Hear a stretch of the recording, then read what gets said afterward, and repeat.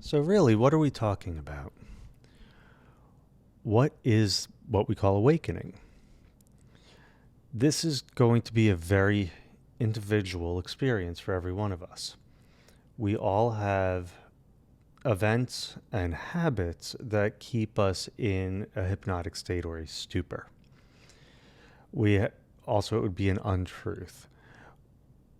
There's more to it than that. I believe in even a full awakening, each one of us has our unique vibration. So there's going to be certain experiences that are more resonant with one person than with another. And there's going to be specific, I wouldn't like to say events, but specific teachings that resonate more with one person than another. So that the real skill, the real cultivation, the real gift is being able to richly enjoy and be present in your individual experience as you're experiencing it. A lot of a lot of teachers that go into the topic of awakening will tell you this world is not real.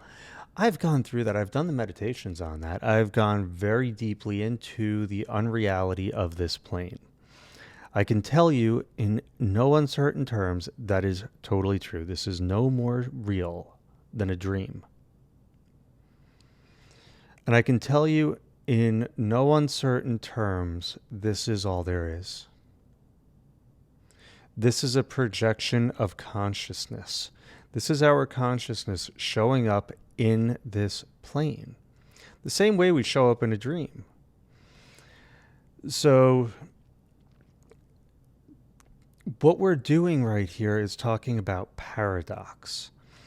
And paradox is being able to accept two opposing truths. Paradox is being able to be in the heart and the mind. Paradox is knowing, because anyone that's had awakenings, and there's so many, what is awakening?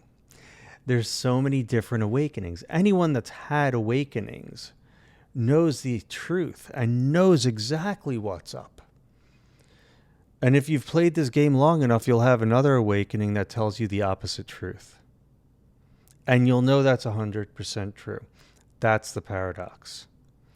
The truth is it's all void. The truth is there's only one. The truth is there's a duality. Those are all different truths in different contexts. And where consciousness goes determines what truth in that moment we're in.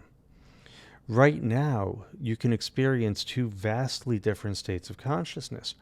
One is listening with your mind and having that focus that's laser-like or straight or directed. That's one truth. Or you can switch to that soft focus and be diffuse. That's a completely different truth. I view it as the energy as being laser-like or cutting like a knife. And the other one is that presence, being in that bubble where you're feeling more and more oriented to the whole. We could say that's left side of the brain and right side of the brain. The key to this is balance. So what is awakening? We do say it's awakening to one's true nature. We do say it's freedom. Awakening most certainly is freedom. The more awake we become, the more we're able to be present in life, because we don't have that resistance. We don't have those falsehoods. We don't live by habit, almost completely unaware that we're present. So what is awakening? It's becoming who you are. It's learning to see how, it's learning to see who the person that you are is, not just who you've been told to be, not just following, this is what a good boy does, this is what a good girl does, this is what a good man does, this is what a good woman does, this is what a good person does. It's knowing in your heart what the authentic and right thing is to do, and doing that. Sometimes the right thing to do is to speak up and to have that integrity and love for yourself, because that's embodying who you are. That's being present with your truth and not pushing away those parts of yourself. So what is awakening? It's learning to love yourself. It's learning to embody your being. Most people will not tell you this part. Most teachers do not go into the body. I promise you, there's a lot on this. There's a book, The Body Keeps the Score.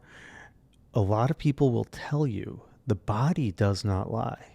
The body is where we find our truth. The body is, none of this is real, being a true statement, but all of this is a projection of consciousness. So the body shows us where consciousness may be needing some shadow work, because we'll also lock away those areas of our body. And I'll find in my work, I can touch someone and I'll touch lightly and they will holler. And then I'll touch them elsewhere. I'll be like, this is the amount of pressure I'm putting. And they're like, oh my God. Because what's happening is their psyche, their deeper self is not allowing them to feel certain things to protect them. And so that mental protection, that emotional protection, that psychic protection, that spiritual protection shows up as a physical pain when I provoke it by bringing attention to it. Once it is released, that begins to open it up and allow the energy to move through. So how do I release this? I release it with intent. I release it with touch. I release it with acupuncture. I release it with coaching. I release it with presence. There's so many different ways to release. Each spot is individual to you. So if you're interested in finding out more, you got the links right in front of you. Reach out. We'll schedule a call. See if we would be good to work together, because I am not for everyone and everyone is not for me. I am direct.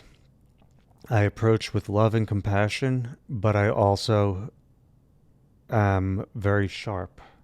I will pick up when there's avoidance, and I will bring attention right back to it and right back to it and right back to it, so that you can look at yourself. And I love doing these because it helps me to see my blind spots too. Believe me, I am equally tough on myself. But that is the fast path to awakening. What is awakening? It is love. It's being present. It is freedom. It is removing that which has obstructed us from seeing our reality clearly. And keep this in mind. We are bilateral. We encompass the totality of life. We are creating as much as we are seeing. So when we cannot see clearly, we do not create clearly. So it helps immensely with us becoming present in our lives. I hope this helps. I look forward to speaking with you.